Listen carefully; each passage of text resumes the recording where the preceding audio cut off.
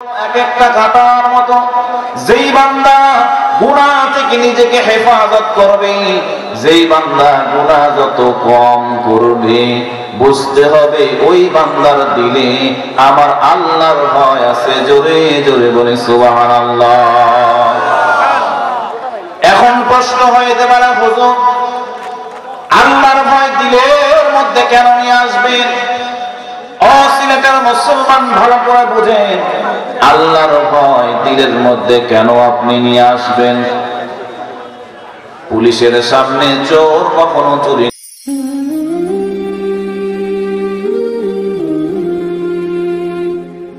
ওয়া রাহমাতুল্লাহি ওয়া বারাকাতুহু।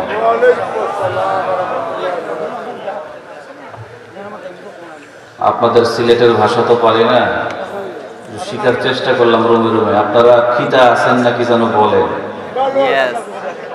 মানে আপনারা ভালো আছেননি? খিতা খাওয়ান নাকি যে বলেন,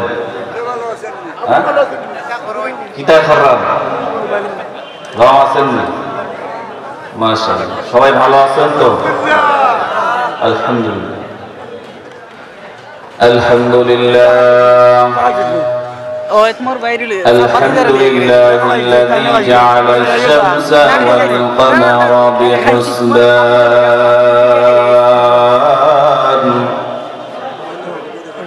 والنجم والشجر يسجدان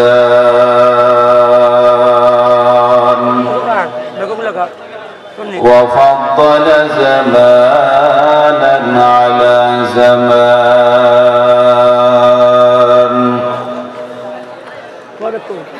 كما فضل مكانا على مكان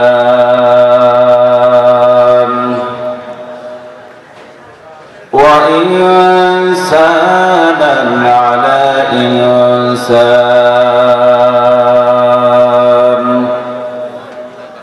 ونشهد أن لا إله إلا الله وحده لا شريك له ونشهد أن سيدنا وسندنا وحبيبنا وحبيب ربنا وطبيبنا وطبيب قلوبنا ومولانا محمدا عبده ورسوله صلى الله تعالى عليه وعلى آله وأصحابه وبارك وسلم تسليما كثيرا كثيرا. أما بعد فقد قال الله تبارك وتعالى في كلامه المجيد وفرقانه الحميد. সকলেই জবান খুলে বলছি, أعوذ بالله من الشيطان الرجيم بسم الله الرحمن الرحيم يا أيها الذين آمنوا اتقوا الله وكونوا مع الصادقين. صدق الله العلي العظيم. وقال رسول الله صلى الله عليه وسلم القبر روضة من رياض الجنة أو حفرة من حفر النار أو كما قال النبي عليه الصلاة والسلام.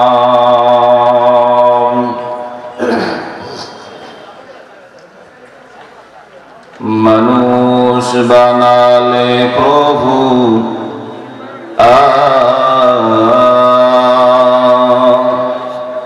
মানুষ বানালে প্রভু দিলে মান সম্মান হাসরের ময়দানে করোনা গো অপমান প্রভু হাসরের ময়দানে করোনা গো অপমান মানুষ বানালে প্রভু দিলে মান সম্মান হাসরের ময়দানে করোনা গো অপমান প্রভু হাসরের ময়দানে করোনা গো অপমান পাপগুলো ঢেকে রেখো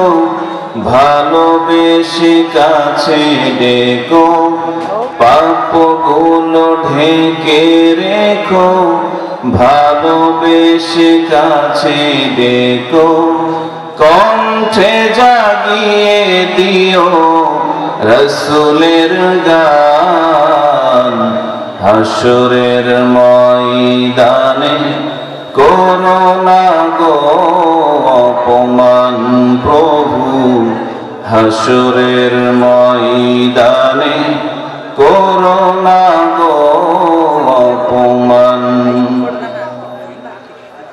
পৃথিবীর ছোট খাটো পরীক্ষাতে হৃদয়টা ভয়ে হয় জড় সড়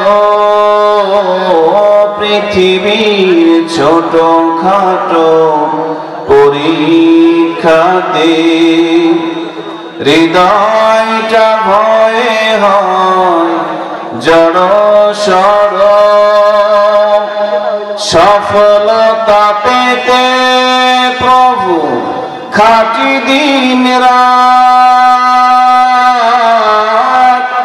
সফলতা পেতে প্রভু খাটি দিন রাত ইমানের ঘর বাড়ি নড় বড় ভয়াবহ কিয়ামতে পরীক্ষা নিও না তুমি ভয়াবহ কিয়ামতে পরীক্ষা নিও না তুমি ইহসান করো গো মালিকি জাহান হাসরের ময়দানে করোনা গো অপমান প্রভু হাসরের ময়দানে করোনা গো অপমান মানুষ বানালে প্রভু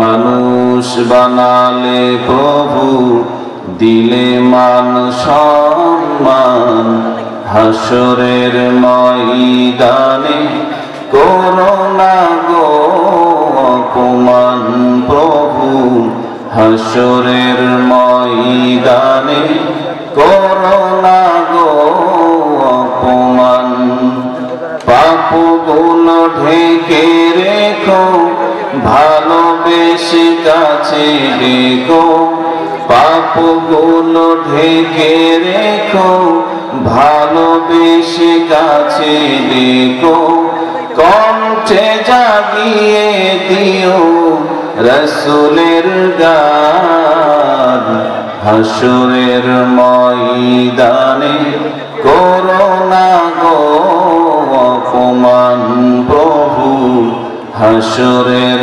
ময়দানে করোনা গো অপমান প্রভু হাসরের ময়দানে করোনা গো অপমান সকলে বলছি আল্লাহুম্মা আমিন দরুদ সাল্লাল্লাহু আলাইহি ওয়া সাল্লাম আলা মুহাম্মদ ওয়া আলা আলি মুহাম্মদ كما صليت على إبراهيم وعلى آل إبراهيم إنك حميد مجيد اللهم بارك على محمد وعلى آل محمد كما باركت على إبراهيم وعلى آل إبراهيم إنك حميد مجيد সকলে মহব্বতে জবান খুলে একটু মাওলার জিকির করি লা ইলাহা ইল্লাল্লাহ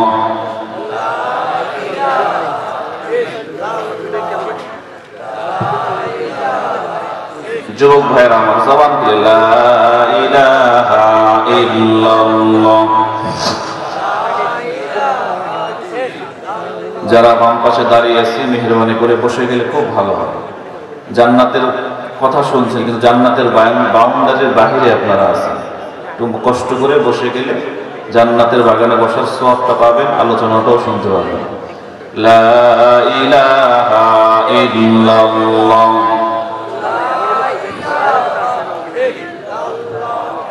লা ইলাহা ইল্লাল্লাহ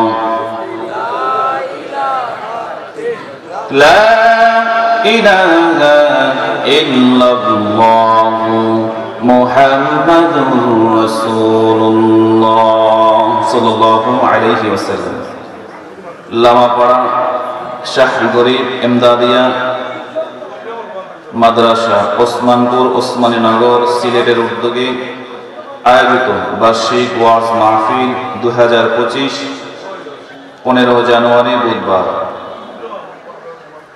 উক্ত মহতি ওয়াজ মাহফিলের সম্মানিত সভাপতি সহসভাপতি অতিথি আমন্ত্রিত উলামায়ে কেরাম বিশেষ করে আজকের প্রধান আকর্ষণ প্রধান আলোচক যারা আলোচনা করেছেন কথা বলেছেন সকলের প্রতি শ্রদ্ধা ভালোবাসা রেখে আপনাদেরকে সামনে নিয়ে সেই মহান রব্বুল আলামিনের দরবারে হাজারো কোটি শুকরিয়া ও সুজুদ যে আল্লাহ তাআলা আমাদেরকে আজকে এই মাদ্রাসা কর্তৃক আয়োজিত জান্নাতের বাগানে আসার বসার বলার শোনার তৌফিক দিয়েছেন এজন্য আপনারা খুশি না বেজার খুশি হলে কি বলতে হয় এখনো অনেকেই বলেন না একটু বলেন না আলহামদুলিল্লাহ শুধু যুবক ভাইরা একটু বলেন দেখি মাশাআল্লাহ একটু মুরব্বী বাবাজিরা কষ্ট করে বলেন দেখি এখন সকলেই আকাশ বাতাসকে প্রকম্পিত করে উচ্চ আওয়াজে আবেগ মহব্বত ভালোবাসা উজাড় করে মাওলার কৃতজ্ঞতা স্বরূপ মাওলার দেওয়া জবান দিয়ে সকলেই বলছি আলহামদুলিল্লাহ কষ্ট পাইছেন আপনারা ভাবছেন যে রাজশাহী থেকে বক্তা এসে আবার বেশি বকাইতেছে কষ্ট পাচ্ছেন আমি সেই নেত্রকোনা মোহনগঞ্জ থেকে এসেছি প্রায় 10 ঘন্টার মতো লেগেছে জার্নি করতে তার আগের দিন রাজশাহী থেকে এসেছি আবার বয়ান শেষ করে আগামীকাল আজকে রাতে রাজশাহী রওনা দেব এত কষ্ট করেছি শুধুমাত্র আপনাদের দোয়া নেওয়ার জন্য দোয়া দিবেন তো ইনশাআল্লাহ দোয়া মানে হলো আমার দোয়া আলোচনা একেবারে শেষ পর্যন্ত আজকের মাহফিলের শেষ পর্যন্ত কারা কারা থাকবেন না একটু হাত দেখান দেখি থাকবেন না কারা কারা সিলেটের মানুষ কিতা হন আপনারা যাতে মাতাল তালে ঠিক নেই কে কে থাকবেন একটু হাত দেখান দেখি লিল্লাহে তাকবীর অনেকে হাত তোলেন না লিল্লাহে তাকবীর আপনারা কষ্ট হয়েছেন লক্ষ কোটি দরুদ ও সালাম সাইয়্যিদুল মুরসালিন ইমামুল মুরসালিন খাতামুন নবিয়্যিন সাইয়্যিদুস সাকালাইন সাকি কাউসার মদিনাহ কা তাজদার আফতাবে নবুওয়াত ফখরে মওজুদা আশরাফুল মাখলুকাত সাইয়্যিদুল মাখলুকাত নবীর দুলালি মদিনার আশিক মদিনার দুলালি মা আমিনার দুলালি উম্মতের দরদি মায়ার নবী রাহমাতুল লিল আলামিন সকলেই জবান খুলে বলছি মুহাম্মদুর রাসূলুল্লাহ সাল্লাল্লাহু আলাইহি ওয়াসাল্লাম সম্মানিত প্রিয় উপস্থিতি আমি যেহেতু সিলেটের ভাষা পারি না আমার বুঝেও না আমাদের রাজশাহীর শুদ্ধ ভাষায় কিছু কথা বলবো আপনারা শুনবেন তো ইনশাআল্লাহ বুঝতে পারবেন তো ইনশাআল্লাহ আমরা যখন মাদ্রাসায় পড়াশোনা করতাম নানপুর মাদ্রাসায় তখন যারা আমাদের রুমে সিলেটে ছিল আমরা চিটাগাংয়ের ভাষা বুঝতাম নোয়াখালীদের ভাষা বুঝতাম কিন্তু যারা সিলেটে ছিল এরা যখন নিজেদের ভিতরে কথা বলতো, আল্লাহি তাল্লাহি বিল্লাহি, আমরা একটা লফজ বুঝতাম না, কি যে বলতো ওরাই জানে আর আমাদের আল্লাহ ভালো জানে। তো আশা করা যায় যেহেতু বক্তা আজকে আমি, আপনারা তো বলবেন না, আপনারা শুনবেন, আমি বলবো, আপনাদেরকে বুঝতে কষ্ট হবে? আপনারা যদি বলেন তাহলে আমার বুঝতে মনে করেন আমার অবস্থা খারাপ হয়ে যাবে, সেই দিকে আমরা না যাই। মাঝে মধ্যে একটু আপনাদেরকে নাড়া দেব, আপনারা একটু সাড়া দেবেন, রাজি আছেন ইনশাআল্লাহ? আমরা সূরা তাওবার 119 নম্বর আয়াতখানা তেলাওয়াত করেছি। রাসূল আকরাম সাল্লাল্লাহু আলাইহি ওয়াসাল্লামের অসংখ্য অগণিত হাদিস থেকে ছোট্ট একটা হাদিস আমরা পাঠ করেছি। ইনশাআল্লাহ আয়াত এবং হাদিসকে সামনে রেখে ইখলাসে রূহানিয়তের উপরে কিছু কথা বলবো, শুনবো। আল্লাহ তাআলা আমাদের বলা শোনাকে কবুল করুন, সকলে বলছি আল্লাহুম্মা আমিন। আল্লাহ তাআলা বলছেন, ইয়া আইয়ুহাল্লাযীনা আমানুত্তাকুল্লাহা ওয়া কুনু মা'আস সাদিকিন। ইয়া আইয়ুহাল্লাযীনা আমানু, ও দুনিয়ার মুমিন। বলেন তো দুনিয়ার মুমিনের মধ্যে কি সিলেটের মুমিনরা আছে না বাদ গেছে? কি বাদ গেছে? বাদ যাবে কেন? আগের হুজুরের আলোচনা থেকে তো বুঝলাম যে ইসলামের ঐতিহাসিক প্রেক্ষাপটে সিলেটের ভূমিকা বাংলাদেশের অস্তিত্বের উপর থেকেও বেশি, জোরে বলি আলহামদুলিল্লাহ। কারণ সিলেটকে বাদ দিয়ে বাংলাদেশে ইসলামকে চিন্তা করা যাবে? সিলেট যতদিন থাকবে, সিলেটের মুমিন যুবক যতদিন থাকবে, বাংলাদেশে ইসলামের উপর কেউ আঘাত হানতে পারবে না। চিল্লা এখন ঠিক কিনা? এজন্য সিলেটকে বাদ দিয়ে বাংলাদেশের চিন্তা করা দুষ্কর, অসম্ভব, ইম্পসিবল। তো সমস্ত মুমিন মুসলমান নরনারী, যুবক যুবতী সবাইকে ইন্ডিকেট করে আল্লাহ বলছেন, ইয়া আইয়ুহাল্লাযীনা আমানু, ও দুনিয়ার মুমিন, নারী পুরুষ, যুবক যুবতী, বৃদ্ধা বৃদ্ধ, সবাই, এভরিওয়ান। আল্লাহ বলছেন ইত্তাকুল্লাহ, আল্লাহকে ভয় করো, ওয়া কুনু মা'আস সাদিকিন, এবং সত্যবাদীদের সংসব আর সোহবত গ্রহণ করো। মুআজ্জিজ হাজিরিন, এই আয়াতের মধ্যে আমরা যে বিষয়টা নিয়ে কথা বলতে চাচ্ছি, এটা কোরআনুল কারীমের অন্যতম একটা ইস্তিলাহ বা পরিভাষা বলা হয়। যেমন সালাত একটা পরিভাষা, যাকাত একটা পরিভাষা, সিয়াম একটা পরিভাষা, তদ্রূপ কোরআনুল কারীমের অন্যতম একটা পরিভাষার নাম হলো তাকওয়া। নাম কি? সবাই একটু বলেন না, নাম কি? তাকওয়া, যে শব্দের অর্থ হলো আল্লাহর ভয়। কার ভয়?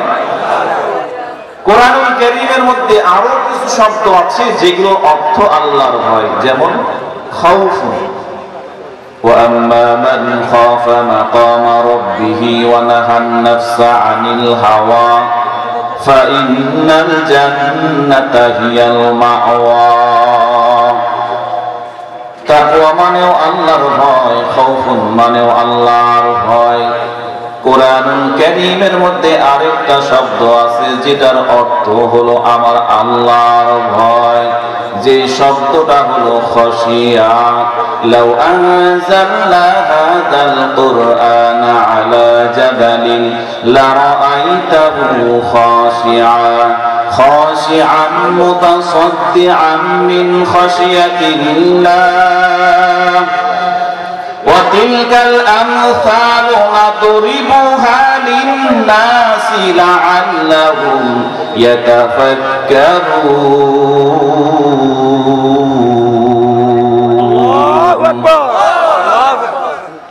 সিলেটের মুসলমান ভাইরা আমার, তিনটা আয়াত আমরা তেলাওয়াত করেছি। তিনটা আয়াত আলাদা, তিনটা আয়াত স্পেসিফিক ভাবে আলাদা। প্রথম আয়াতের মধ্যে শব্দ আছে তাকওয়া, দ্বিতীয় আয়াতের মধ্যে শব্দ হলো খাউফ, তৃতীয় আয়াতের মধ্যে শব্দ হলো খাশিয়া।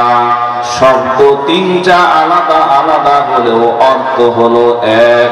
সারা দুনিয়ার মানুষের কলবের মধ্যে একজনের ভয় থাকবে। একটু জবান খুলে মহব্বতে বলেন তিনি কে? What's the definition of taqwa? Ma huwa taqwa? আল্লাহর ভয় এই জিনিসটা আবার কি, এটা বোঝার জন্য আমি আপনি যেমন বুঝবো, খলিফাতুল মুসলিমিন হযরত ওমর ফারুক রাদিয়াল্লাহু তাআলা আনহু অর্ধ পৃথিবীর বাদশা, হযরত ওমর ফারুক রাদিয়াল্লাহু তাআলা আনহু, উনি একবার তাফসীরে কুরতুবীর প্রথম খণ্ডের 162 নম্বর পৃষ্ঠার মধ্যে হাদিসটা এসেছে। খলিফাতুল মুসলিমিন কারিউল কুররা উবাই ইবনে কাআবকে জিজ্ঞেস করতেছেন, উবাই, মা হুয়া তাকওয়া, হোয়াটস দ্য ডেফিনিশন অফ তাকওয়া? তাকওয়ার সংজ্ঞাটা কি, আল্লাহর ভয় এই জিনিসটা আবার কি? তো উবাই ইবনে এক একটা কাঁটার মতো, যেই বান্দা গুনাহ থেকে নিজেকে হেফাজত করবে, যেই বান্দা গুনাহ যত কম করবে, বুঝতে হবে ওই বান্দার দিলে আমার আল্লাহর ভয় আছে। জোরে জোরে বলে সুবহানাল্লাহ। এখন প্রশ্ন হইতে পারে, হুজুর আল্লাহর ভয় দিলের মধ্যে কেন নিয়ে আসবেন? সিলেটের মুসলমান ভালো করে বুঝেন, আল্লাহর ভয় দিলের মধ্যে কেন আপনি নিয়ে আসবেন? পুলিশের সামনে চোর কখনো চুরি করে না, কারণ চোর যদি পুলিশের সামনে চুরি করে, ওই চোরের কপালে ডান্ডার বাড়ি আছে না নাই? বাড়ির মালিকের সামনে যদি বাড়ির মালিক উপস্থিত জাগ্রত আছে, ওই সময় যদি ডাকাত ডাকাতি করে, ওই ডাকাতের কপালে ওই যে 5 আগস্টের পরে জুলাই পিটানো হয়েছিল, ওরকম মার আছে না নাই? এই জন্য ডাকাত মালিক সজাগ অবস্থায় চুরি করে না, এই জন্য চোর পুলিশ থাকলে চুরি করে না, মালিক উপস্থিত আর জাগ্রত থাকলে চুরি করে না। কারণ মালিক যদি দেখে ফেলে, মালিক যদি ধরা পড়ে যায় মালিকের সামনে, ওই চোরের হাড্ডি পচলে সবগুলো একাকার হয়ে যাবে। ঠিক তেমনি ভাবে শিক্ষকের সামনে ছাত্র দুষ্টামি করে না, কারণ শিক্ষকের শাসনের ভয় ছাত্রের দিলের মধ্যে আছে। মা বাবার চোখের সামনে সন্তান দুষ্টামি করে না, কারণ মা বাবার শাসনের ভয় ওই সন্তানের দিলের মধ্যে আছে। বলেন ঠিক কিনা? তার মানে বোঝা গেল, চোখের সামনে কেউ কখনো অন্যায় করে না। অন্যায় করার জন্য মানুষ শুধু আড়াল খোঁজে, গোপনীয়তা খোঁজে, অন্ধকার খোঁজে, একাকিত্ব খোঁজে। কারণ যেই জায়গায় কেউ দেখে না, ওই জায়গায় মানুষ কিন্তু অন্যায় করতে মজা পায়। বলেন ঠিক কিনা? কিতাবের মধ্যে পাওয়া যায়, এক বুজুর্গ তার মুরিদদেরকে পরীক্ষা করার জন্য একটু টেস্ট করতেছেন, ভালো করে বুঝবেন। এক আল্লাহর ওলি তার মুরিদদের তাকওয়া একটু যাচাই করার জন্য পরীক্ষা করলেন। এবার পীর সাহেব হুজুর দোকান থেকে অনেকগুলো মুরগি ক্রয় করে নিয়ে এসেছেন। মুরগি ক্রয় করে নিয়ে আসার পরে এবার পীর সাহেব হুজুর মুরিদদেরকে ডাক দিয়েছেন, বলে, মুরিদেরা এদিকে আসো। মুরিদেরা সবাই চলে এসেছেন। এবার হুজুর বললেন, যাও সবার হাতে হাতে একটা একটা করে মুরগি তোমরা নিয়ে দাঁড়ায় যাও। সবার হাতের মধ্যে একটা করে ছুরি তোমরা নিয়ে নাও। এই ছুরি আর এই মুরগি তোমরা নিয়ে যাইবা। মুরিদেরা বলল, হুজুর আমরা ছুরি আর মুরগি কি করব?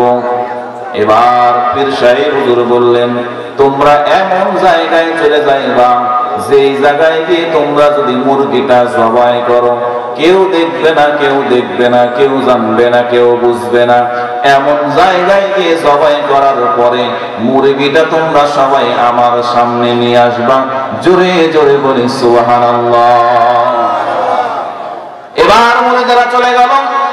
কিতাবের মধ্যে পাওয়া যায়, একজন মুরিদ চলে গেছে জঙ্গলের মধ্যে।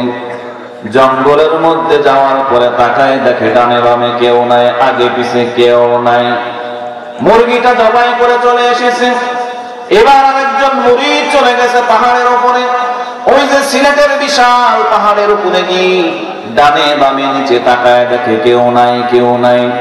সুন্দর করে ছুরি দিয়ে মুরগিটা জবাই করে নিয়ে চলে এসেছে।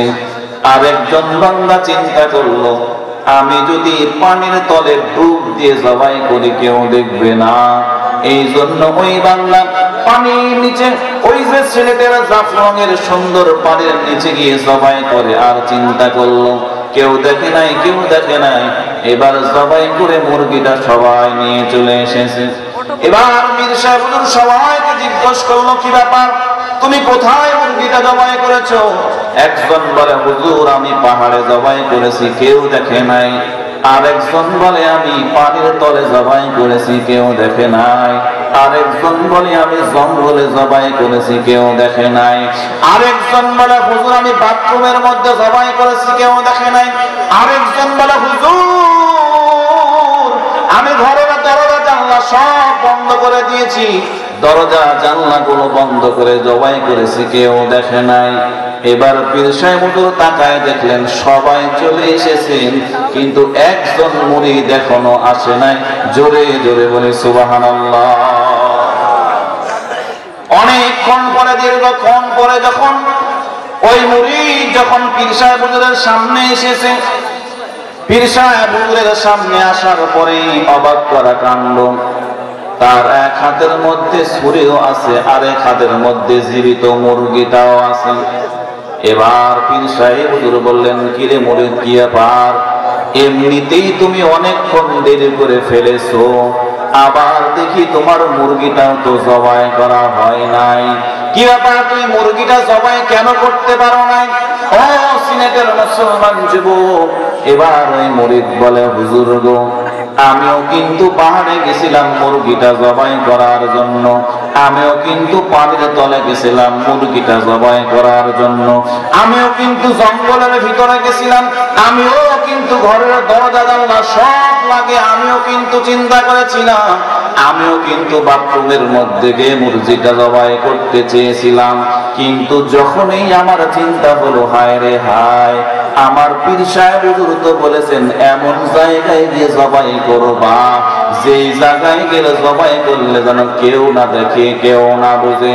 ও পীর সাহেব হুজুর, আমি যেখানে এই মুরগিটা নিয়ে জবাই করার জন্য গেছি, সেখানেই গিয়ে দেখি আমার মালিক, আমার আল্লাহ কুদরতি নজর দিয়ে আমার দিকে তাকায় আছে। জোরে জোরে বলি সুবহানাল্লাহ।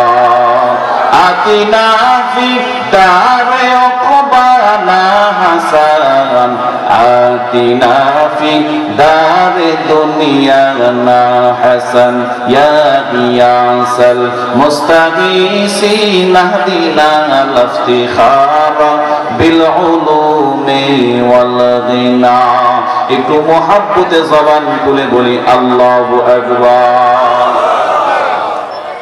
মুসলমান দরদি ভাইয়েরা আমার, এই জন্য পয়গম্বর আরবি মুহাম্মদুর রাসূলুল্লাহ সাল্লাল্লাহু আলাইহি ওয়াসাল্লাম যখন হযরত আবু বকরকে নিয়ে যখন ওই যে পর্বতের মধ্যে হিজরতের সময় লুকায়া ছিলেন, হযরত আবু বকর তাকায় দেখলেন কাফের বেঈমানরা খুঁজতে খুঁজতে ওই যে গুহার কাছে চলে এসেছে, গুহার সামনেই দাঁড়ায় আছে। হযরত আবু বকর বললেন, ইয়া রাসূলুল্লাহ, ইয়া হাবিবাল্লাহ, এখান থেকে যে কাফেরগুলো গুহার সামনে দাঁড়ায় আছে, এই কাফেরগুলো তাদের পায়ের দিকে যদি তাকায়, ইয়া রাসূলুল্লাহ, আমরা কিন্তু ধরা পড়ে যাব, আমরা কিন্তু ধরা পড়ে যাব।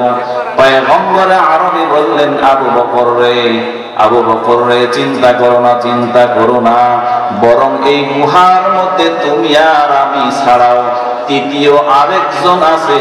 জবান খুলে বলেন তৃতীয় নাম্বার পারসনটাকে। মুসলমান দরদি ভাইরা আমার, দুনিয়াতে সবার চোখে ফাঁকি দেওয়া সম্ভব, দুনিয়াতে মা বাবা ভাই ব্রাদার আত্মীয় স্বজন বন্ধু বান্ধব পাড়া প্রতিবেশী পুলিশ র্যাব আর্মি মিডিয়ার প্রশাসন বান্ধবী স্ত্রী সবার চোখে ফাঁকি দেওয়া পসিবল, কিন্তু আমার আল্লাহর চোখে কখনোই ফাঁকি দেওয়া সম্ভব নয়। বলি সুবহানাল্লাহ। আজিজে মিশরের স্ত্রী জুলাইখা, নাম শুনেছেন আপনারা? জুলাইখা ইউসুফ আলাইহিস সালাতু ওয়াস সালাম তখন নবুয়ত পান নাই, কিন্তু ইউসুফের জন্য পাগল ছিল। আপনাদের সিলেটে সুন্দর সুন্দর যুবকদের মতো এরকম সুন্দর দৈহিক গঠন আল্লাহ ইউসুফ আলাইহিস সালাতু ওয়াস সালামকে দিয়েছিলেন। ইউসুফ আলাইহিস সালাতু ওয়াস সালামের জন্য জুলাইখা একেবারে ফিদা ছিল। কিভাবে?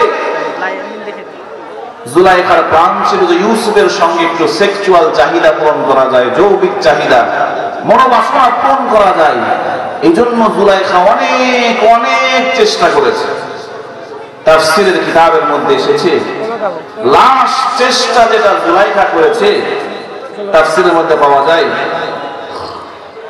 জুলাইখা একটা স্পেশাল রুম বানিয়েছে, স্পেশাল একটা রুম, যে রুমের মধ্যে যেতে হলে 7টা বিশাল বিশাল দরজা বাইপাস করে রুমে যেতে হবে। তো জুলাইখা ইউসুফ পয়গম্বর, ইউসুফ যুবককে ফুসলায় ফাসলায়, আপনাদের সিলেটের ভাষায় কি বলে এটাকে? ফুসলায় ফাসলায় বিভিন্ন কুমন্ত্রণা দিয়ে কি বলে এটাকে? হ্যাঁ, সাল্লা। হ্যাঁ, সাল্লা দিয়া। মাশাআল্লাহ, ধন্যবাদ, জাযাকাল্লাহ। সাল্লা দিয়া।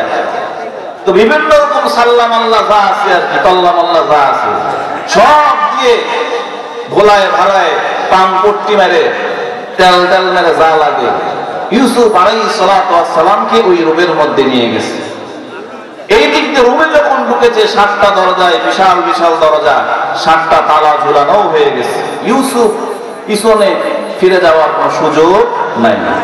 রুমে ঢুকেছে, রুমের মধ্যে মাত্র 2 জন, একজন হলেন ইউসুফ আর একজনকে জুলেখা, একটা পুরুষ আর একটা নারী। 2 জন ছাড়া দুনিয়ার কোন মানুষ রুমের মধ্যে নাই। মুসলমান ভাইরা আমার,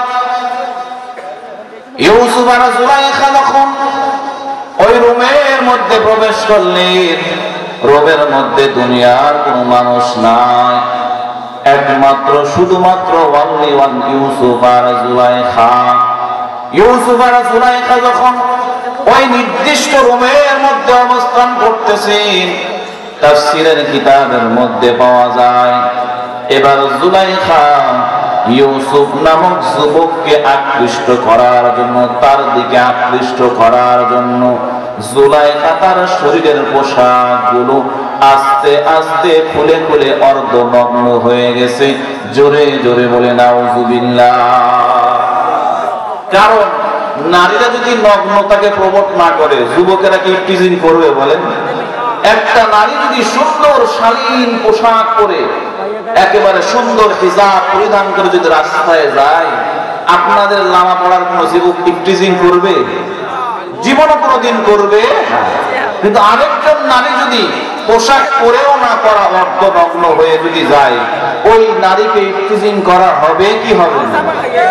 ইফটিজিং না করা হলেও 2-1 ওই যে আল্লাহর নাম নিয়ে, এক বক্তা যে বললো আল্লাহর নাম নিয়ে নাকি তাকাইলে নাকি কিছু হবে না, শুনছেননি আপনারা? তাহলে ওই যে যদি অর্ধনগ্ন পোশাক পরে যায়, তার দিকে 2-1 ইফটিজিং না করলেও চোখ যাবে কি যাবে না ভাই? যারা যাবেন না তারা ফেরেশতা, তাদের নিয়ে আমার কোনো কথা নাই। যারা যাবেন তাদের কি ওয়াজ করতেছে, ঠিক আছে না? ফেরেশতাদেরকে ওয়াজ করে লাভ আছে? তাদের তো কোনো গুনাহই নাই, গুনাহ করার ক্ষমতাই নাই। যারা মানুষ, যারা গুনাহ করি, যারা গুনাহ করার ক্যাপাসিটি আছে, যাদেরকে শয়তান ধোঁকা দেয়, তাদের জন্যই ওয়াজ নসিহত, চিল্লায় কোন ঠিকই না? তাহলে নারীরা যদি নগ্নতাকে প্রমোট করে, নারীরা ইফতিজিং আর ধর্ষণের শিকার হবে, এটাই চূড়ান্ত বাস্তব, ঠিক না ভাই?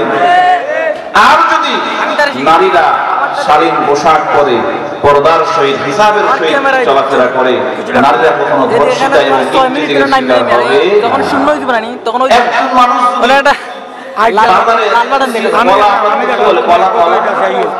কলাই কি বলেন? কলা। ওই কলাকে আপনি খাবেন? ওই কলা খাবে কে? মশা, মাছি, পোকা, ভ্যান বানায় না, এরা এসে খাবে। অর্থাৎ দুনিয়ার সব এসে মানে এসে ভ্রমরের মতো বসবে।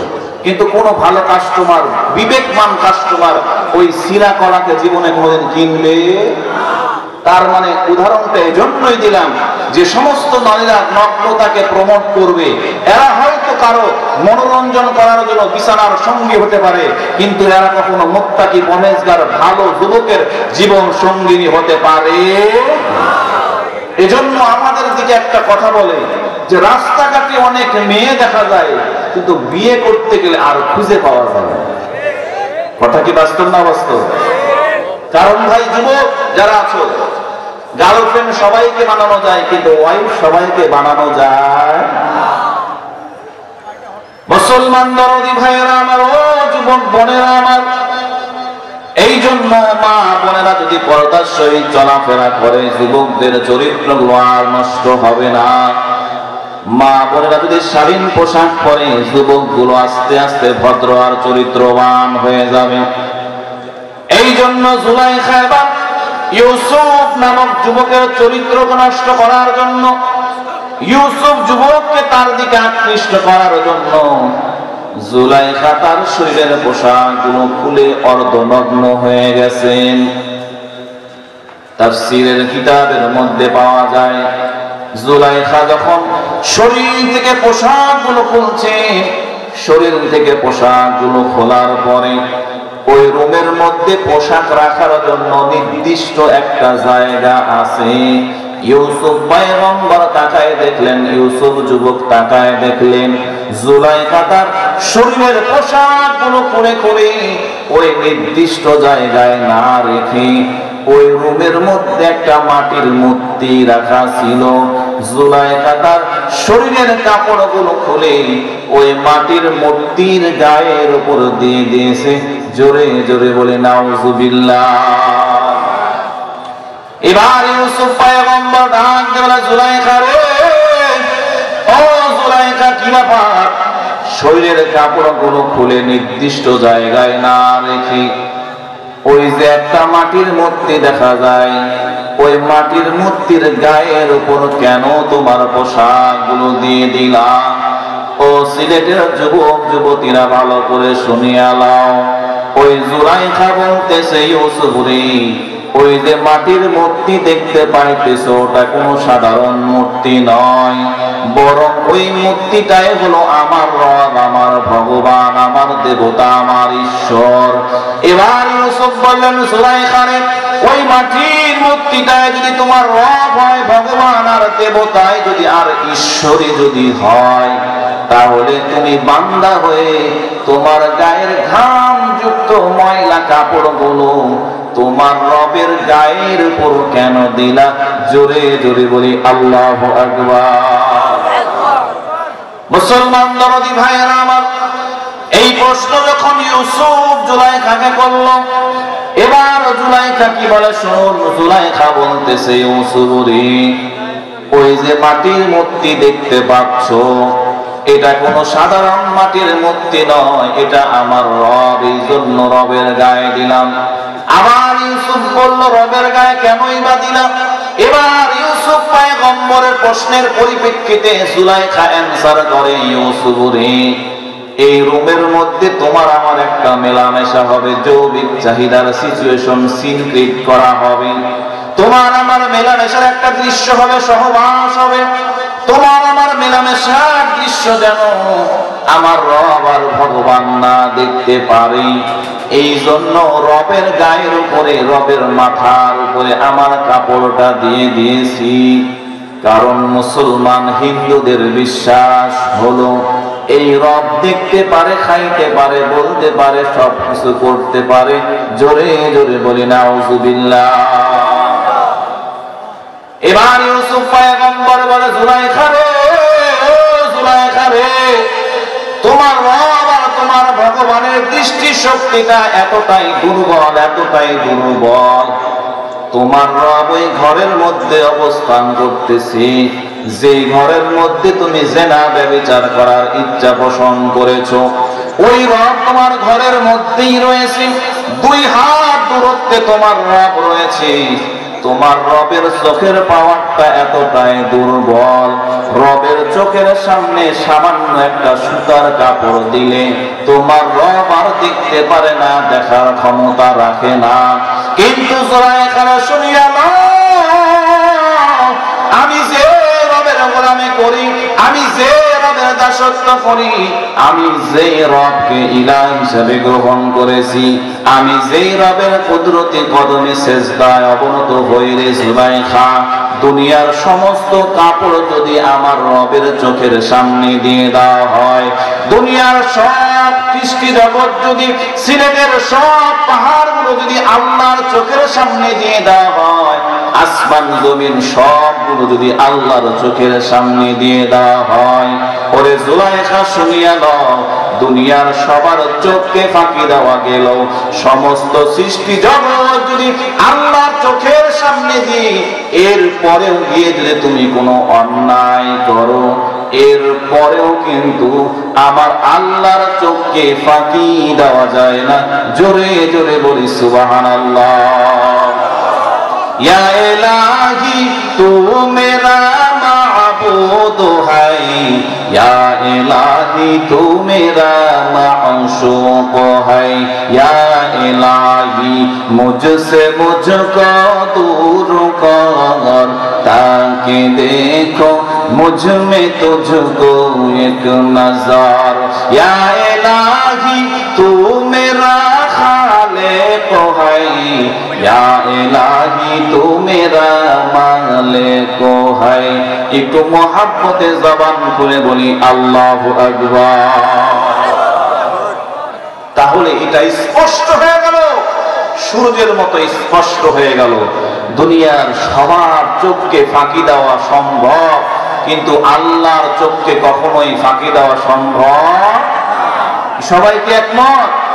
দুনিয়াতে মা বাবা ভাই ব্রাদার, আপনাদের এলাকায় এমন যুবক আছে কিনা জানি না, আমাদের এক সময় এরকম মনে হতো যে দরজাও বন্ধ, জানালাও বন্ধ, the door is closed, the window is closed, nobody will be able to watch you, দরজাও বন্ধ, জানালাও বন্ধ। শীতের দিন ল্যাপের তলে, কম্বলের তলে যুবক শুয়ে শুয়ে ওই যে পাশের এলাকার নাম কি আপনাদের এখানে?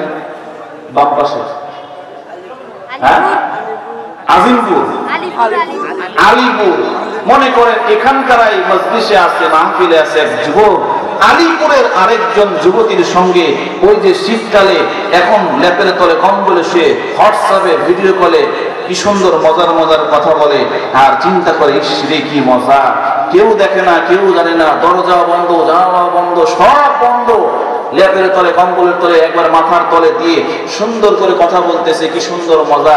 এমনকি পাশের গ্রামের আরেক যে গার্লফ্রেন্ড আছে সেও জানতেছে না। কি বলেন, মজা লাগে না? সব মনে হয় ফেরেশতা খেলেন। কি মজা লাগে না যুবক? মজা লাগে? কথা কয় না, এই যুবকেরা কথা বলে না, মজা লাগে না? মজা লাগে তো, লাগে না? মজা না লাগলে হার বলে যে চিকিৎসা করায় আসে। কি রাজি আছো? মজা লাগেনি? হ্যাঁ, হার বলে দেওয়ার ভয় এখন লাগে।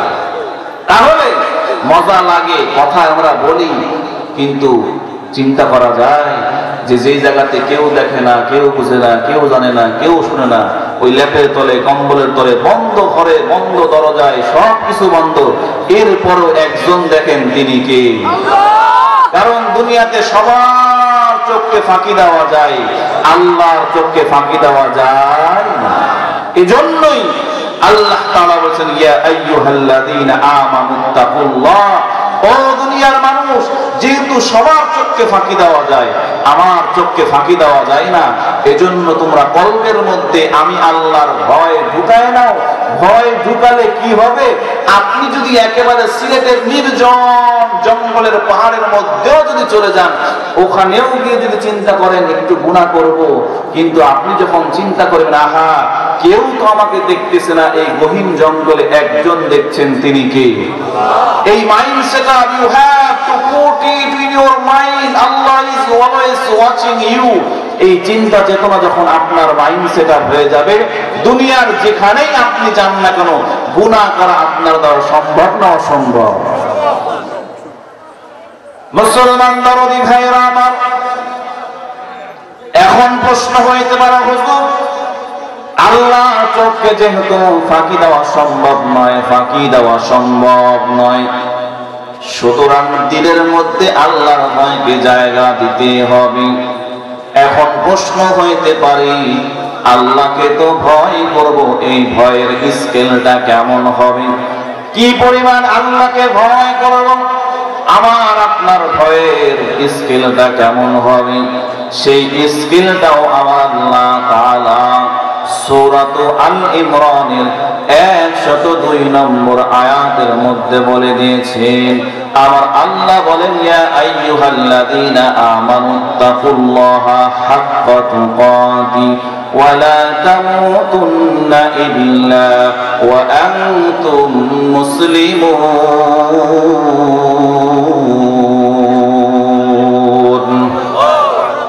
আমার আল্লাহ, ও দুনিয়ার মানুষেরা, ইত্তাকুল্লাহ, আল্লাহর ভয় দিলের মধ্যে ঢুকায় নাও। বলে কেমন ভয় ঢুকাবো আল্লাহ? বলে মসজিদে ঢুকেছি, দিলের মধ্যে আল্লাহর ভয় আছে। বলে মাহফিলের প্যান্ডেলে বসেছি, আল্লাহর ভয় আছে। বলে উলামায়ে কেরামের সান্নিধ্যে বসেছি, আল্লাহর ভয় আছে।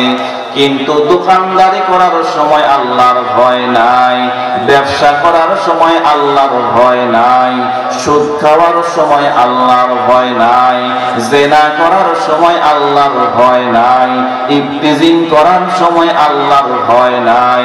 আমার আল্লাহ বলেন এই ভয়ের ছাড়াও দাম নাই, বরং আল্লাহ বলেন হাক্কা তুকাতিহি, যেইভাবে ভয় করলে প্রত্যেকটা অন্যায় থেকে বাঁচা যায়, আমার আল্লাহ বলেন সেইভাবে ভয় করার নামই হলো তাকওয়া। জোরে জোরে বলি সুবহানাল্লাহ। আমাদের যেমন কেমন ভয় কাজ করে, মসজিদে গেলে আল্লাহকে ভয় করি না আমরা, কিন্তু যেই বান্দাটা মসজিদে গেলে আল্লাহকে ভয় করে, ও যখন দোকানদারি করে তখন কি মসজিদে যে পরিমাণ ভয় আল্লাহর দিলে ছিল, তার দিলে আল্লাহর ভয় ছিল? ও যখন দোকানে বসে, ওই মসজিদের সমপরিমাণ ভয় কি দোকানদারি করার সময় থাকে? যদি থাকতো মিথ্যা বলতে পারতো? বলতে পারতো? যদি আল্লাহর ভয় ওই পরিমাণে থাকতো, তাহলে 2 নম্বর 3 নম্বর মাল এটার সাথে মিশাইয়া কাস্টমারকে দেওয়ার সময় বলে নাম্বার 1, একেবারে ভালো মাল। কি এমন দোকানদার আছে না? না, পেট্রোলের সঙ্গে কেরোসিন মিশাইয়া বলে আমারটা 100% খাঁটি পেট্রোল, 100% খাঁটি অকটেন।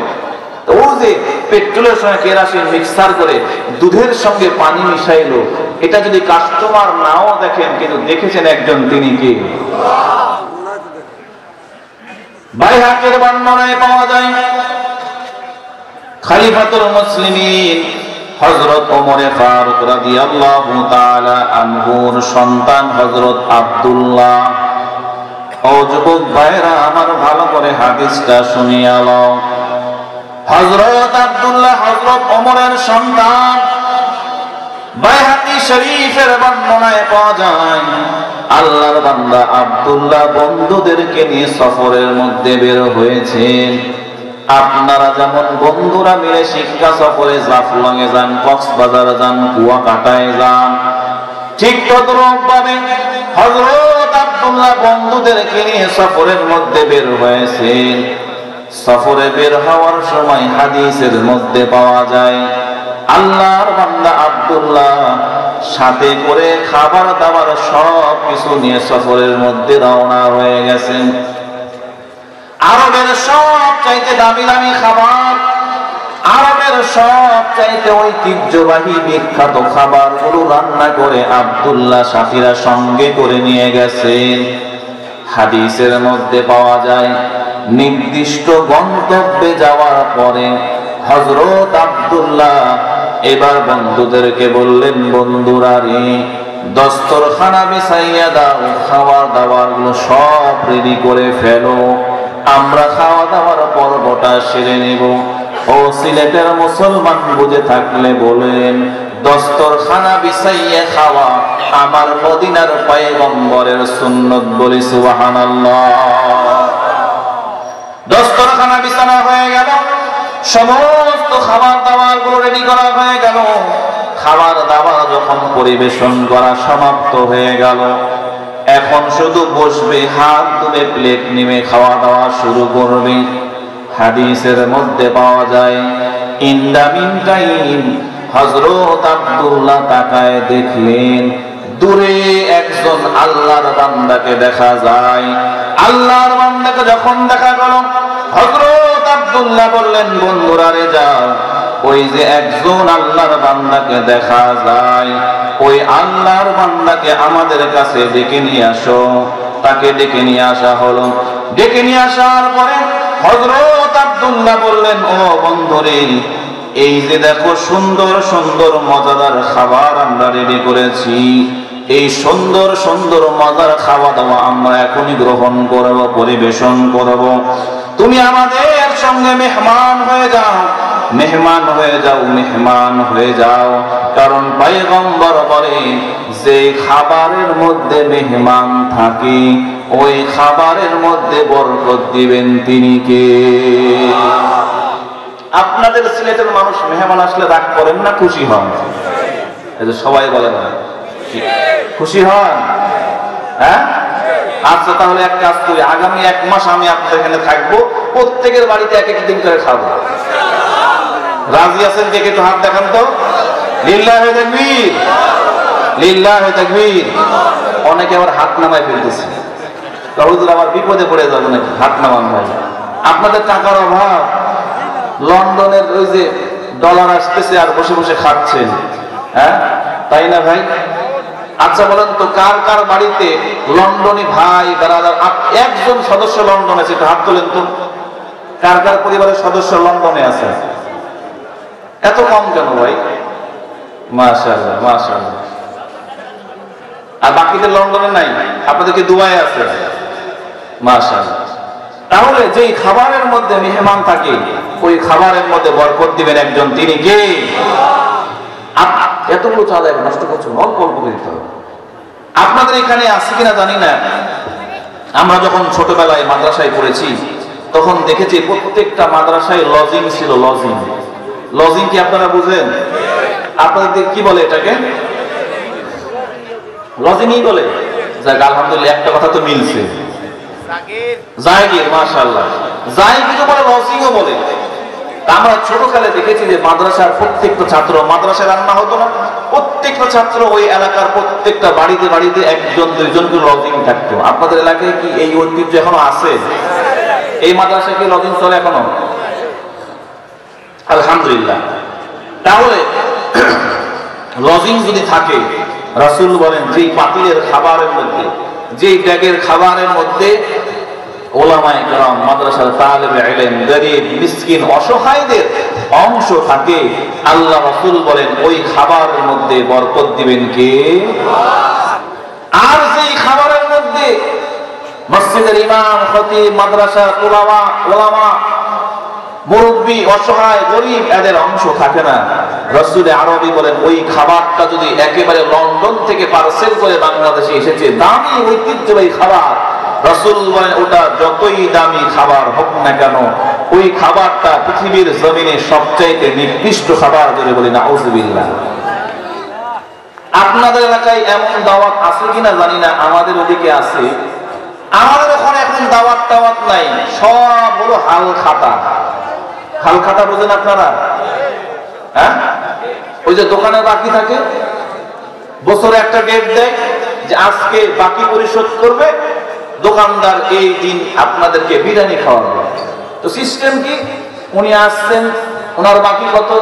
বাকি 50,000, মাল দেন, বিরিয়ানির প্যাকেট খান, নালে বাড়ি নিয়ে চলে যান। মাল নাই, বিরিয়ানির প্যাকেটও কি হাল খাতা? এমন না ভাই, এখনকার দাওয়াত গুলা হয়ে গেছে এরকম। কমিউনিটি সেন্টারে ঢুকবেন, আগেই গেটের মধ্যে একটা বসায় দিয়েছে, কালেক্টর ম্যান কালেক্ট করে বসে বসে, আগে মাল দেন 5,000, নাম লিখান, এরপরে সুন্দর করে ভিতরে যান, খেয়ে দিয়ে চলে আসেন। কি বলেন, সিস্টেমটা এমন না ভাই? অর্থাৎ আমাদের দেশের প্রত্যেকটা দাওয়াত, প্রত্যেকটা আয়োজন, ছেলের বিয়ে বলেন, মেয়ের বিয়ে বলেন, খাতনা বলেন, আকিকা বলেন, প্রত্যেকটা দাওয়াত এখন হয়ে গেছে বিজনেস। আর আল্লাহ বলেন, বন্ধুরে কি ব্যাপার, কি সমস্যা হয়েছে তোমার? ক্লিয়ার আছেন দেখুন, দাওয়াত তুমি নিজেই কবুল করেছো কিন্তু খেতে পারবা না, কি সমস্যা বলো, কি রহস্য আছে? ওই যুবক রাখাল ডাক দিয়ে বলে, আব্দুল্লাহ রে, আমার কি রহস্য, কি কারণে খেতে পারবো না এটা আর বলা যাবে না। আর আরবিতে একটা প্রবাদ বাক্য আছে, আল ইনসানু হারিসুন ফিমা মুনিআ, মানুষকে যেটা নিষেধ করা হয় ওই কাজের প্রতি মানুষের আগ্রহ কম হয় না বেশি হয়? আগ্রহ আরো বেশি তৈরি হয়। হযরত আব্দুল্লাহ যখন বললেন, বন্ধুরা রে, কেন তুমি দাওয়াত কবুল করার পর খেতে পারবা না? ওই রাখাল ডাক দিয়ে বলে, আব্দুল্লাহ রে, কেন উত্তর দেওয়া সম্ভব নয়, সম্ভব নয়। বাইহাকী শরীফের হাদিসের মধ্যে পাওয়া যায়, হযরত আব্দুল্লাহ যখন ওই রাখালকে একটু অনুনয় বিনয় রিকোয়েস্ট করলেন, ভাই রে ভাই, কেন তুমি দস্তরখানায় বসে খেতে পারবা না? আমাদের খাওয়াগুলোকে তোমার পছন্দ হয় নাই, তোমার রুচি অনুযায়ী হয় নাই। ওই রাখাল বলে, আব্দুল্লাহ রে, সব খাবার আমার পছন্দ হয়েছে, আমার রুচি অনুযায়ী হয়েছে, এত সুন্দর মজার মজার খাবার আমি কোনোদিনও খেতে পারবো না, এরপরেও কেন খাচ্ছ না রে ভাই? মুসলমান দরদি যুবক ভাইরা আমার, ওই রাখাল এবার ডাক দে বলে, আব্দুল্লাহ রে, কেন খেতে পারবো না শুনিয়া লাও, শুনিয়া লাও।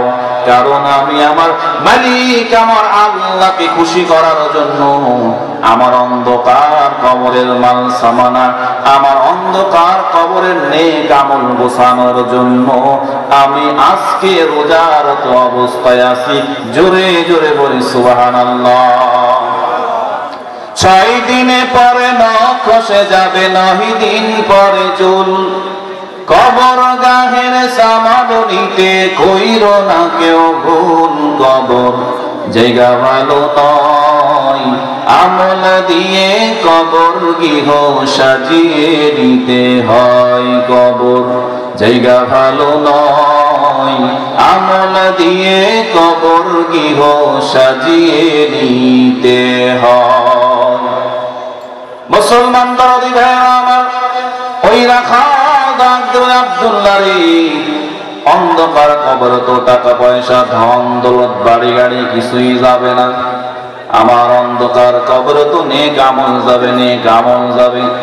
ও সিলেটের মুসলমান, লন্ডনের মতো বাড়ি বানাইছো, প্রাসাদ বানাইছো, দ্বিতীয় আরেকটা লন্ডন বাংলাদেশে তৈরি করেছো, লন্ডনের জিনিসপাতি বানিতে আনাইছো, লন্ডনের খাবার খেয়েছো, বিদেশি খাবার খেয়েছো, বিছানা এনেছো, ল্যাপকাঠা তোষক কম্বল কম্বল এনেছো, এই ধন সম্পদ কিছুই তোমার কবরে যাবে না, কবরে যাবে না। ওই রাখাল বলে, ওই অন্ধকার কবরে একমাত্র আমার আমল নামায় যাবে, নেক আমল যাবে। এই জন্য কবরের সামানা গোছানোর জন্য, কবর নেক আমল পৌঁছানোর জন্য, আমি আমার মালিককে খুশি করার জন্য আজকে আমি রোজারত অবস্থায় আছি। জোরে জোরে বলি সুবহানাল্লাহ। 6 দিনে পরে নখ খসে যাবে, 9 দিন পরে চুল, কবর গাহের সামান নিতে কইর না কেউ ভুল। কবর জায়গা ভালো নয়, আমল দিয়ে কবর গৃহ সাজিয়ে নিতে হয়। কবর জায়গা ভালো নয়, আমল দিয়ে কবর গৃহ সাজিয়ে নিতে হয়। 17 দিন পেটে ফেটে শেষ প্রকার খাদ্য হবে, 60 দিন পরে ঘোষ থাকবে না, কঙ্কাল পড়ে রবে। 17 দিন পেটে ফেটে শেষ প্রকার খাদ্য হবে, 60 দিন পরে ঘোষ থাকবে না, কঙ্কাল পড়ে রবে। 90 দিনে হাড়গুলি সব, 90 দিনে হাড়গুলি সব আলাদা হয়ে রয়। কবর জায়গা ভালো নয়, আমল দিয়ে কবর গৃহ সাজিয়ে নিতে হয়। কবর জায়গা ভালো নয়, আমল দিয়ে কবর গৃহ সাজিয়ে নিতে হয়। দেহের চেয়ে অহম বড়, লোভ লালসার পাহাড়, হিংসায় জ্বলে বিবেক হলো নফসের কালো আহার। দেহের চেয়ে অহম বড়, লোভ লালসার পাহাড়, হিংসায় জ্বলে বিবেক হলো নফস মাছের কালো আহার, হামান কারণ সবারিয়ে, হামান কারণ সবারিয়ে পরিণতি পরিচয় কবর জায়গা ভালো নয়, আমল দিয়ে কবর গৃহ সাজিয়ে নিতে হয়, কবর জায়গা ভালো নয়, আমল দিয়ে কবর গৃহ সাজিয়ে নিতে হয়।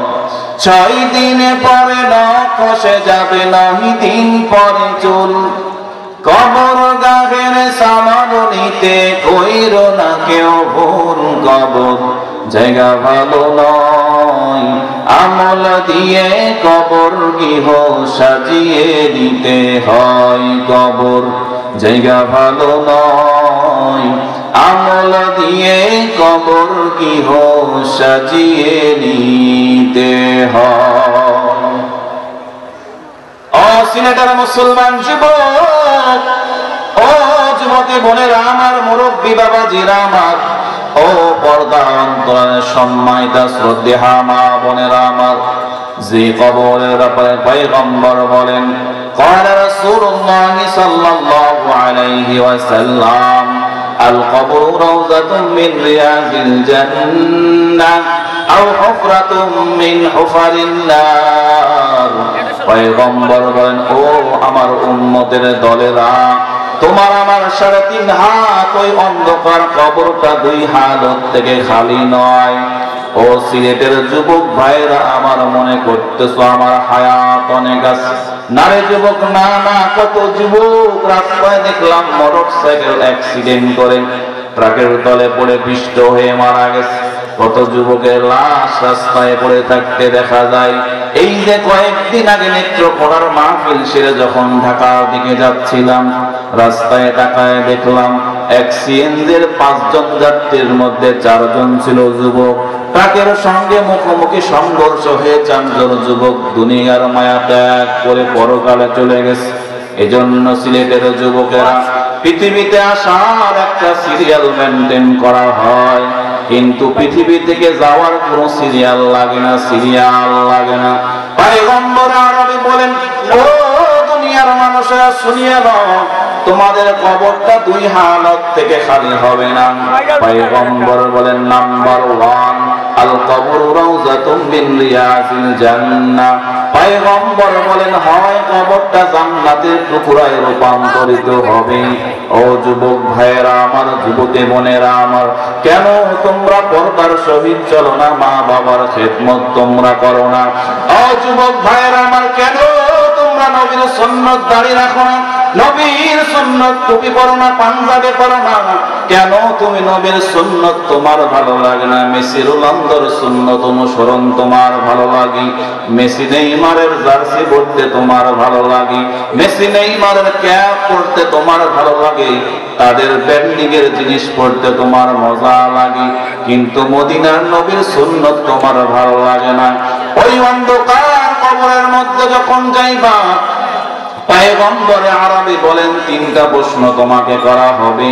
মার রব্বুকা ওয়া মান দীনুকা ওয়া মান হাযার রাসূল আল্লাযী বুইসা ফীকুম। ওরে যুবক, অন্ধকার কবরের মধ্যে যখন তুমি আমি যাব, আল্লাহর নবীর ছবি দেখাইয়া বলা হয়, বলো তো এই নবীটা কে? একে চিনোনি? দুনিয়াতে তুমি মেসির অনুসরণ করেছো, নায়িকা গায়িকার অনুসরণ করেছো, কবরের মধ্যে যখন আল্লাহ নবীর সূরতটা তোমাকে দেখা হবে, কসম করে বলি রে যুবক, ওই দিন কিন্তু লা আদরি চিনি না রে আল্লাহ, চিনি না, জানি না, বুঝি না, এটা তোমার বলা ছাড়া কোনো উপায় থাকবে না। পয়গম্বর বলেন, এই যখন তার উত্তর হবে, আল্লাহ তাআলা কবরের মাটিগুলোকে আদেশ দিয়ে দিবেন, পয়গম্বর মুহাম্মদুর রাসূলুল্লাহ কেমন ভাবে মাটিকে চাপ দিবেন পয়গম্বর দেখায় দেয় রে সিলেটের যুবক। আল্লাহর রাসূল বলেন, এক হাতের আঙ্গুলগুলো যেমন আরেক হাতের আঙ্গুলের মধ্যে যেমন পরিপূর্ণভাবে প্রবেশ করিয়া যায়, আল্লাহ রাসূল বলেন, ওই যে নবীর সুন্নতের অনুসরণ করো নাই, নবীর সুন্নতের অনুকরণ করো নাই রে যুবক, তোমার আমার কবরের মাটি যখন ডানে বামে চাপ দিবে, আল্লাহ রাসূল বলেন, ও নবীর উম্মতের দলেরা, তোমার বাম পাজরের হাড়টা তোমার ডান পাজরের হাড়ের মধ্যে এইভাবে আঙ্গুলের মতো প্রবেশ করবে। জোরে জোরে বলি আল্লাহু আকবার। हकीकतों से तो दुनिया बेखबर है, दुनिया की नुमाइश पर नजर है। नबी गोयाम के आज दुनिया जुदाबाश, बहर कारे के बाशी बा खुदा बाश। जिससे दुनिया आज खुदा गाफिल बुदान निकुमाशत नकुराओ पर जिंदजान। आप दर कश्ती हालांके कश्तियास, आप अंदर जेर कश्ती पुश्तियास। একটু মোহাব্বতে জবান খুলে বলি আল্লাহু আকবার। মুসলমান দরদি ভাইরা আমার, ওই যে কবরের কথা বলছিলাম, যেই কবরের আযাবের ভয় এমন কোন সাহাবায়ে কেরাম যে কান্না করে নাই। কেমন সাহাবারা কান্না করেছে একটু দৃষ্টান্ত আপনাদেরকে শোনায় যায়। আল্লাহ নবীর অন্যতম একজন সাহাবী হযরত ওসমান গনি রাদিয়াল্লাহু তাআলা আনহু, যে ওসমান গনির পরিচয়টা আপনাদেরকে একটু শোনায় দেই। যে ওসমান গনি রাদিয়াল্লাহু তাআলা আনহু ইসলাম গ্রহণ করার পরে আরবের সবচাইতে অন্যতম একজন ধনী ব্যক্তি ছিলেন। ইসলাম গ্রহণ করার পরে ইসলামের জন্য দিতে দিতে দান করতে করতে হযরত ওসমান আরবের অন্যতম একজন গরিব ব্যক্তিতে রূপান্তরিত হয়ে গেছে। হযরত ওসমানের 2 নম্বর পরিচয় হলো হযরত ওসমান পয়গম্বর আরবী 2 জন কন্যাকে বিবাহ করেছিলেন, যার জন্য ওসমান গনিকে বলা হয় জিন্নুরাইন। যেই ওসমান গনি দুনিয়াতে থাকা অবস্থায় ও যে 10 জন সাহাবী জান্নাতের টিকিট প্রাপ্ত হয়েছিল, ওই সিরিয়ালের 3 নম্বর ব্যক্তিটার নাম হলো হযরত ওসমান। দুনিয়াতেই জান্নাতের টিকিট যে কনফার্ম করে ফেলেছেন।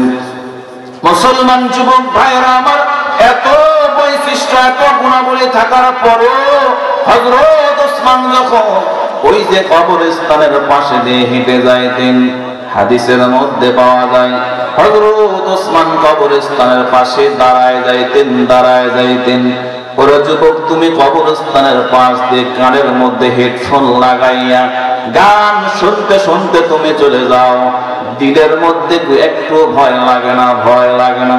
তোমার কত খেলার সাথী, মা বাবা, আত্মীয় স্বজন, ভাই বেরাদার ওই অন্ধকার কবরের বাসিন্দা হয়ে গেছে। ওই অন্ধকার কবরের মধ্যে শুয়ে আছে রে যুবক। দুনিয়াতে জমিনের নিচে কি আছে? আসমানে জমিনে চন্দ্র সূর্য নক্ষত্র রহস্য বৈজ্ঞানিকরা আবিষ্কার করতে পেরেছে, কিন্তু তোমার আমার বাড়ির পাশে রাস্তার পাশে 3.5 হাত কবরের মধ্যে কি হয়, ওই কবরের খবর কিন্তু কোনো বৈজ্ঞানে আজ পর্যন্ত আবিষ্কার করতে পারে নাই। ওরে যুবক, তুমি কবরের পাশে দিয়ে হেঁটে যাও, কবরের পাশে গান শোনো, কবরের পাশে গান বাজাও, দিলের মধ্যে ভয় লাগে না? দিলের মধ্যে একটু ধাক্কা লাগে না? হায়রে হায়, এখনই যদি আজরাইল চলে আসে, আমার কিন্তু ঠিকানা এই কবরস্থানের মধ্যে হয়ে যাবে রে যুবক। মরণ থেকে যতই পালাও, মরণ তোমায় লইবে ঘিরি। যদিও শুধু আকাশ পানি পালাও, সেথায় লাগায় আসি। নদী পথে নৌকা চালাও ও মাঝি ভাই, বেলা ডুবার আগে আমিও পার যেতে চাই। ডুবে গেলে বেলা রে আর ওঠে না, ভেঙে গেলে মেলা রে আর জমে না। আল্লাহ নবীর সাহাবী হযরত ওসমান গনি রাদিয়াল্লাহু তাআলা আনহু কবরস্থানের পাশে দাঁড়াইয়া চোখের পানি ফেলে কান্না করে। শুধু কি এমন কান্না, কেমন কান্নার যুবক? হাদিসের মধ্যে পাওয়া যায় ওসমান গনির দাড়ি বেয়ে চোখের পানিগুলো তার জামার মধ্যে পড়ে জামা পর্যন্ত ভিজিয়া যায়। বন্ধুরা আসলে ওসমান রে কি ব্যাপার, কেন তুমি কবরস্থানের পাশে দাঁড়াইয়া কান্দো? ওসমান গনি বলে, বন্ধুরা রে, আমি পয়গম্বরে আরবের কাছ থেকে শুনেছি। আল্লাহ রাসূল বলেছেন, আল কবরু আউয়ালু মানাজিলিল আখিরাহ। পয়গম্বর বলেন, এই কবরটাই হলো আমার আপনার পরকালের প্রথম ঘাঁটি। পয়গম্বর বলেন, এই কবরের মধ্যে একবার কেউ যদি ধরা খেয়ে যায়, তার জাহান্নাম ছাড়া কোনো গতি হবে না, কোনো গতি হবে না। আর যেই ব্যক্তি এই কবরের মধ্যে একবার নাজাত পেয়ে যাবে, পয়গম্বর বলেন, ওর কবরটা জান্নাতের টুকরা। জোরে জোরে বলে সুবহানাল্লাহ। চিন্তা করে দেখো না, কবরে কি যাইবা না। চিন্তা করে দেখো না, কবরে কি যাইবা না। যেই কবরে আল্লাহ ছাড়া বন্ধু কেহ থাকবে না, যেই কবরে আল্লাহ ছাড়া বন্ধু কেহ থাকবে না। চিন্তা করে দেখো না, কবরে কি যাইবা না। চিন্তা করে দেখো না, কবরে কি যাইবা না। এ দুনিয়ায় সবই পর, কবর যে তোর আসল ঘর। এ দুনিয়ায় সবই পর, কবর যে তোর আসল ঘর।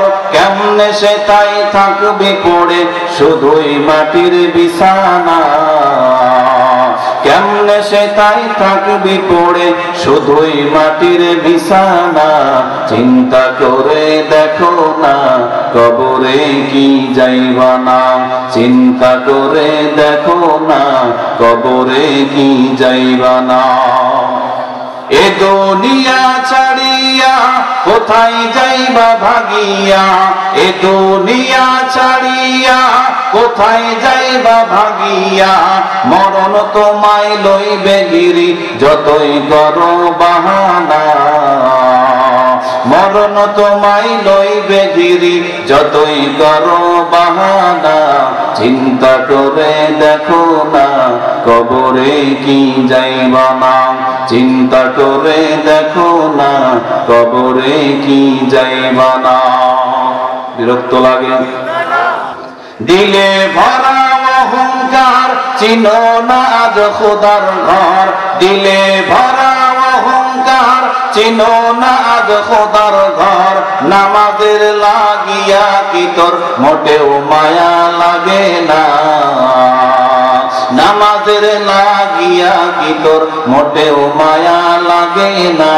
চিন্তা করে দেখো না, কবরে কি যাইবা না। যেই কবরে আল্লাহ ছাড়া বন্ধু কেহ থাকবে না। যেই কবরে আল্লাহ ছাড়া বন্ধু কেহ থাকবে না। চিন্তা করে দেখো না, কবরে কি যাইবা না। আজান কানে শুনিয়া কেমনে থাকো বসিয়া। আজান কানে শুনিয়া কেমনে থাকো বসিয়া। কবরের আযাবের কথা একটু স্মরণ করো না। কবরের আযাবের কথা একটু স্মরণ করো না। চিন্তা করে দেখো না, কবরে কি যাইবা না।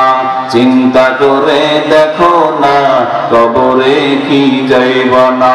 যেই কবরে আল্লাহ ছাড়া বন্ধু কেহ থাকবে না। যেই কবরে আল্লাহ ছাড়া বন্ধু কেহ থাকবে না।